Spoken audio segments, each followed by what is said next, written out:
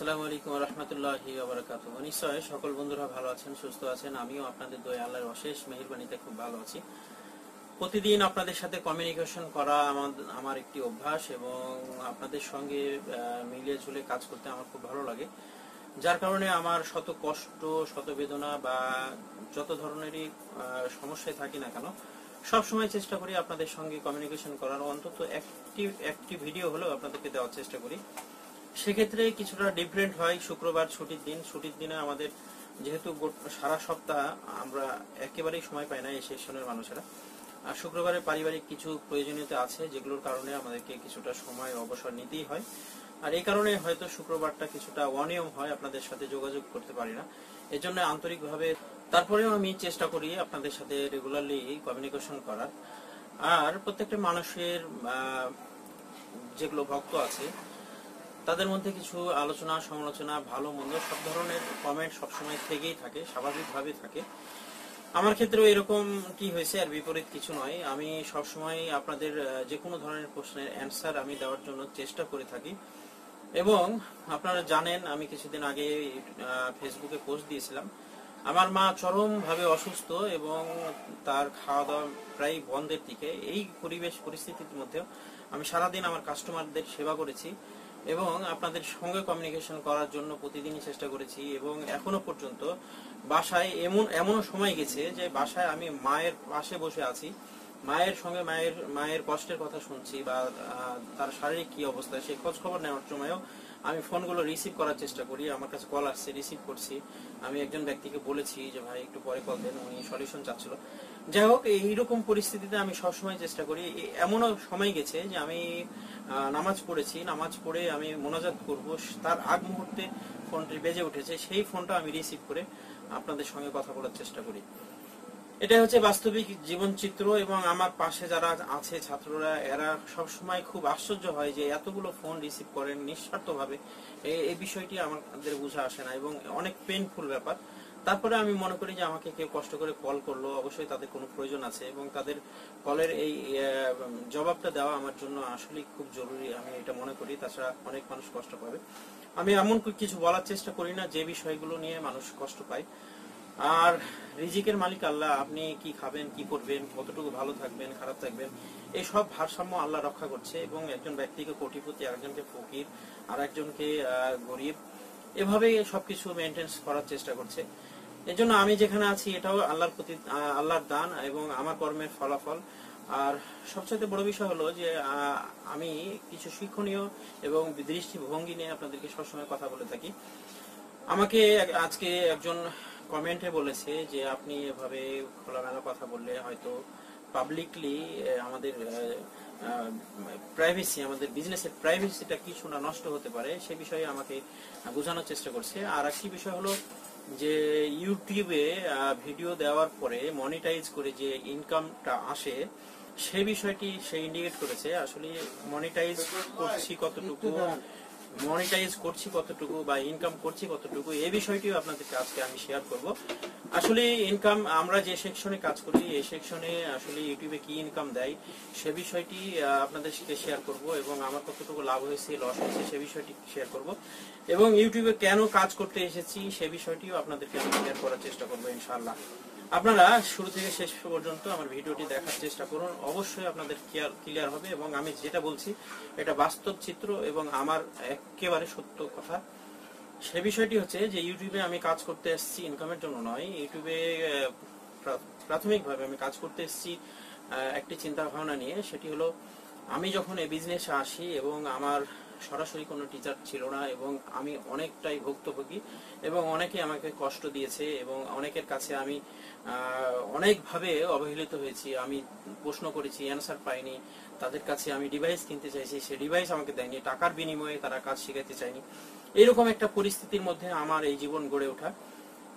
তখন আমি মনে করছি যে যারা আমাকে অবহেলিত করেছে, আমি কাজ শিখেছি কষ্ট করে এই পর্যন্ত এসেছি, আর কোনো জেনারেশন যেন কষ্ট না পায় এবং সঠিক শিক্ষার আওতায় আসে, সে বিষয়টি শেখানোর জন্য আমি এসেছি ইউটিউবে এবং আমি অনুধাবন করেছি বিষয়টি। আরেকটি বিষয় আপনাদেরকে বলি যে আমার একজন পরামর্শদাতা ছিল, তাকেও আমি ওস্তাদ মনে করি।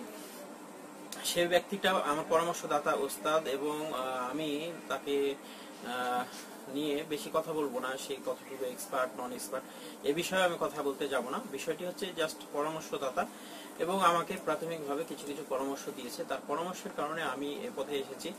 এবং এক পর্যায়ে আমি যখন দোকানে, আমার একটা কর্মচারী ছিল এবং সে আমার ভাইয়ের মতোই থাকতো আমার এখানে, তো একদিন তাকে দিয়ে আমি একটি ফোন খুলাইতেছিলাম, এবং সেটা ব্যবসা শুরু করার 2-3 মাসের মধ্যে সম্ভবত এরকম একটি ঘটনা।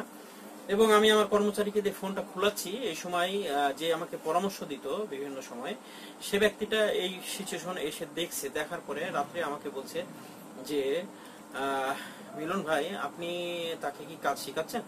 তো আসলে আমার মনে মনে এরকম ধারণা যে আমি নিজেই কাজ জানি না, তাকে কি কাজ শিখাবো। তো সে আমাকে বলতেছে, যদি আপনি তাকে কাজ শিখান তাহলে কিন্তু আমি আপনাকে পরামর্শ দিব না কখনোই। এটা হচ্ছে আমাদের মন মানসিকতা। আজকে এতটুকু বলি, আমি কারো সমালোচনা করতেছি না, আল্লাহর রহমতে সে ব্যক্তিটাও যে আমাকে পরামর্শ দিব না বলেছে, সেও আমার কাছে পরামর্শ চায়, এখন অনেক ছোট ছোট পরামর্শ চাই। এটা জাস্ট আমি আপনাদের সাথে শেয়ার করলাম যে আমাদের মানে এই ধরনের মানসিকতার কারণে কি রেজাল্ট হতে পারে সেই বিষয়টি। কারণ দেওয়ার মালিক তো উপরওয়ালা, সৃষ্টিকর্তা সরাসরি আপনাকে দিবে।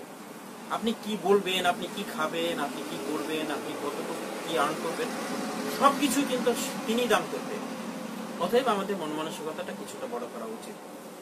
আর যখন আমি কাজ শুরু করলাম, এই কারণে যে আমি অবহেলিত ছিলাম, আমি হেল্প পাইনি, তাহলে আমি বাঙালি জাতির জন্য বা আমার বন্ধুদের জন্য আমি কিছু একটা করি, সেই নিয়ত করে ইউটিউবে আসার মোটামুটি আমি 1-2টা ভিডিও দিয়েছি। দেওয়ার পরে অনেক দিন আনরেগুলার ছিলাম, বছর খানিক আমি 2-3টা ভিডিও দেওয়ার পরে হঠাৎ করে আমার একটি ছোট ভাই, আমার আত্মীয়, আমার চাচাতো ভাই, সে আমাকে বলল যে আপনি আপনার কাজের ভালো, আপনি কিছু কিছু ভিডিও দিতে পারেন এবং এটা মনিটাইজ করতে পারেন, এখানে কিছু ইনকাম সোর্সও আছে।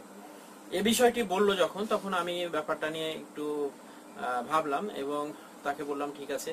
সে আমাকে অ্যাডসেন্স করাই দিয়েছে, এবং অ্যাডসেন্স করে দেওয়ার পরে আমি কিছুদিন পরে দেখলাম যে আমার 1 টাকা 2 টাকা এভাবে আমার অ্যাডসেন্সের কিছু আয় আসতে লাগলো। হঠাৎ করে আমি মনে করলাম যে এই আয়গুলো আমি আসলে, আল্লাহ তো আমাকে ভালোই রাখছে, তাহলে আমি এখান থেকে যদি কিছু কিছু আয় পাই তাহলে অবশ্যই একটা ভালো নিয়ত করা উচিত। এবং আমার এই কথার সাক্ষী একজন ব্যক্তি আছে, আমার নিজের ম্যানেজার, যে আমার বিজনেসটাকে মেইনটেইন করে, ফেরদৌস ভাই। তার সামনে আমার এই বাক্যটা শেয়ার করেছি, এবং এই বাক্যটা 2 জন ব্যক্তি জানে, আজকে সারা পৃথিবীর মানুষ জানবে যে আমি আমার ইউটিউবের যেগুলো অ্যাডসেন্সের আয়, সেই আয়গুলো আমি সেই দিনই নিয়ত করেছি যে ইন টোটাল এই আয়টুকু আমি যখন আমি টাকাটা আমার হাতে পাবো, সেই সময় এই টাকাটা আমি ইসলামের পক্ষে ধর্মীয় কাজে ব্যবহার করব, সেটা মাদ্রাসা হোক, মসজিদ হোক, বা কোনো গরিব মানুষ বা এতিম মানুষ হোক, এ ধরনের ভালো কাজে ব্যয় করবো ইন টোটাল টাকাটা। এটা আমি নিয়ত করেছি। আল্লাহর রহমতে এই নিয়তের কারণেই হয়তো আল্লাহ আমাকে বরকত দিয়েছে, এবং যখন আমি সেই ইনকামটাকে মুখ্য করে দেখিনি, তখন তার চাইতে বড় বড় ইনকাম আমার হাতে ধরা পড়েছে। এবং এই যে সুপার ফ্যান গুলো আছে, তারাও আমাকে কিছু কিছু করে টাকা দেয়, সেই টাকাগুলো আমি পারিশ্রমিক হিসেবে পাই। এগুলো আল্লাহর রহমতে বরকত স্বরূপ আমার হাতে এসছে। যেহেতু আমি একটা ভালো নিয়ত করেছি এবং কিছুটা ছাড় দেওয়ার কারণে, আল্লাহ রাব্বুল আলামিন পবিত্র কোরআনে বলেছে যে তোমরা যদি আমার দিকে 1 ধাপ এগিয়ে আসো, তাহলে আমি তোমার দিকে 10 ধাপ এগিয়ে আসবো। আমরা যদি আল্লাহকে একবার স্মরণ করি, আল্লাহ রাব্বুল আলামিন আমাদেরকে 10 বার স্মরণ করবে। এগুলো সত্য ঘটনা। আপনি কোরআন শরীফের একটি আয়াত তেলাওয়াত করলে 10টি নেকি পাবেন, এবং রোজার মাসে যদি তেলাওয়াত করেন তার চাইতে আরো 7 থেকে 70 গুণ বেশি সওয়াব পাবেন। অতএব আমি একটি ভালো নিয়ত করার কারণে, যখন একজন মানুষ ভালো নিয়ত করে তখন থেকে তার সওয়াব শুরু হয়। যখন একজন মানুষ খারাপ নিয়ত করে তখন থেকে কিন্তু তার গোনা লিপিবদ্ধ হয় না, যতক্ষণ পর্যন্ত না সে খারাপ কাজটি করে। অতএব আমি যখন থেকে নিয়ত করেছি, ইউটিউবের ইনকাম এখন আমার হাতে এসে পৌঁছায়নি, কিন্তু আমি নিয়ত করেছি যে এই টাকাটা আমি টোটালি ইসলামের পথে ব্যয় করব, ভালো কাজে ব্যয় করব, এবং এটা আমি ভক্ষণ করব না। তখন থেকে ইউটিউবে যা ইনকাম আসে তার চাইতে আরো 20 গুণ বেশি আমার কাছে ইনকাম এসছে। এবং এটা আমি এখনো পর্যন্ত, আমি যে পোশাকটা পরে আছি এটাও গিফটের পোশাক, আমাকে বিভিন্ন জায়গা থেকে গিফট পাঠানো হয় ভালোবেসে, এবং আমি এটা আনন্দে গ্রহণ করি। কারণ উপহার দেয়া নেওয়া এগুলো সুন্নত, রাসূলের সুন্নত, এগুলোকে মেনটেন্স করার চেষ্টা করি। আর সবচেয়ে বড় কথা হলো আমার মা অসুস্থ, এমন সময় আমি কষ্ট করে আপনাদেরকে ভিডিও দেওয়ার চেষ্টা করি সব সময়ের জন্য। আর আমার দুঃখের কথা, কষ্টের কথাগুলো আপনাদের সাথে শেয়ার করার একটি মাধ্যম দরকার, এই জন্য আমি এসেছি, আপনাদের সাথে কথা বলার চেষ্টা করছি। আমি অ্যাডসেন্সের জন্য বা ইনকামের, ইউটিউবে ইনকামের জন্য আমি এই ভিডিওগুলো দিই না। এবং প্রাইভেসির কথা বলছেন, প্রাইভেসি অবশ্যই কিছুটা রক্ষা আছে, কারণ সাধারণ পাবলিকরা আমরা তো মাঝপথের ভিডিওগুলো প্রদান করে থাকি। একটা কাজের শুরু থেকে যদি step by step, part to part video দেওয়া হয়, সেক্ষেত্রে হয়তো জেনারেলরা কাজ শিখে নেবে ইউটিউবের মাধ্যমে।